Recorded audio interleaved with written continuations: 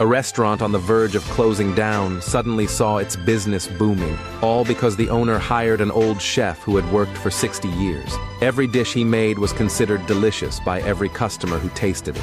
It turned out the man was once a champion of the god of cooking competition. Not only was his cooking excellent, his knife skills were also exceptional, but even such a top-level chef was only paid $500 a month by the owner. And to cut costs, the owner even fired him. The man asked the owner in confusion why he made such a decision. Before the owner could speak, his wife told the man, "Times have changed. They didn't need him anymore." As she spoke, she brought out a whole box of pre-made meals. She told the man that with these, they no longer needed to waste time cooking. They just needed to put the pre-made meals into the microwave for 2 minutes and the dish would be ready. Not only could it speed up food delivery, it could also bring in more profits. So this was the reason the couple fired the man. After hearing this, the man finally saw the owner's true colors. It was only because the owner had been friends with the man's deceased son. If it weren't for his son's sake, the man would never have helped out for just $500 a month and come work here as head chef.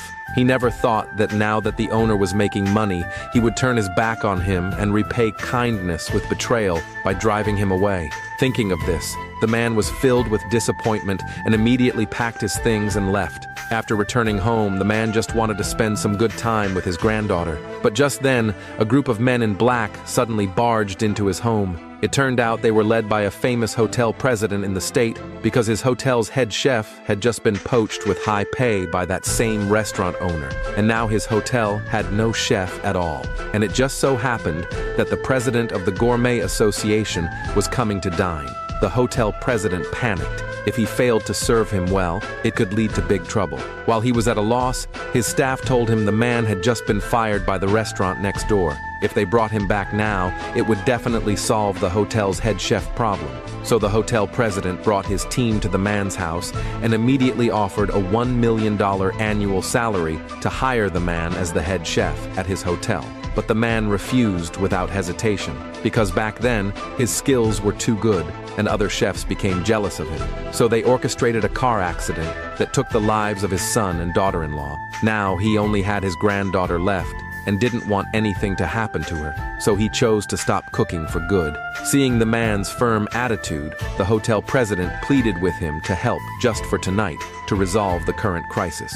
Then he handed the man a bank card with $50 on it. While the man was hesitating, he remembered his granddaughter still needed $8,000 for summer camp. So the man agreed without hesitation. Soon, the man followed the hotel president to the kitchen. With his skillful cooking, a full table of delicacies was quickly served. The Gourmet Association president was immediately captivated by the dishes, whether it was the color or aroma. Everything was absolutely perfect.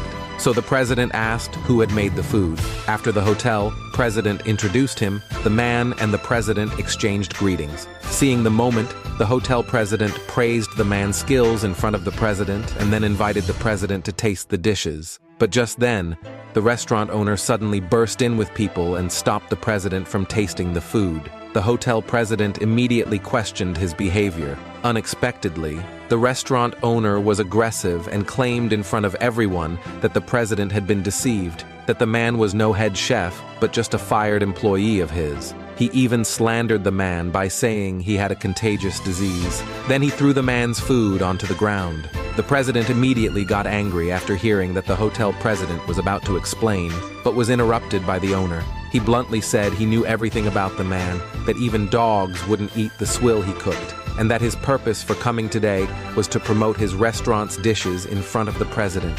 Then, at the owner's command, the waiters served a few plates of pre-made food. Then the owner explained that their restaurant had collected dishes from top chefs around the world and turned them into pre-packaged meals using modern technology, which were airlifted to their restaurant, so customers could enjoy global cuisine right at their restaurant. The man was furious after hearing this and immediately stated that these pre-made dishes weren't even fit for humans. They were all garbage made in small factories. It was heartless of the owner to sell such food to customers, but just as he finished speaking, the owner berated the man harshly.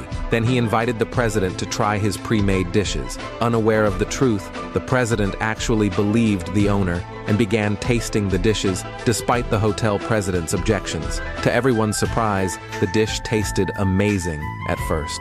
The president was just about to praise the dish, but the next second, he started vomiting. It turned out that the food had gone bad. The owner didn't believe it and confidently claimed the food was fine, but when he smelled it himself, he also vomited. His staff immediately stepped up to investigate. It turned out the packaging of the pre-made food was damaged and cockroaches had gotten inside, causing it to spoil. Only then did the owner realize his mistake. But not wanting to miss the chance to use the president to promote pre-made food, he insisted on bringing the president to his own restaurant to eat freshly packaged within-date pre-made meals. But this was met with opposition from everyone. Seeing this, the owner proposed a competition between his pre-made dishes and the hotel's freshly cooked meals to see which one tasted better. The hotel president agreed on the spot in front of the president and asked the president to serve as a witness. Upon hearing that the two sides would compete in cooking, the president gladly agreed and even offered to serve as the judge.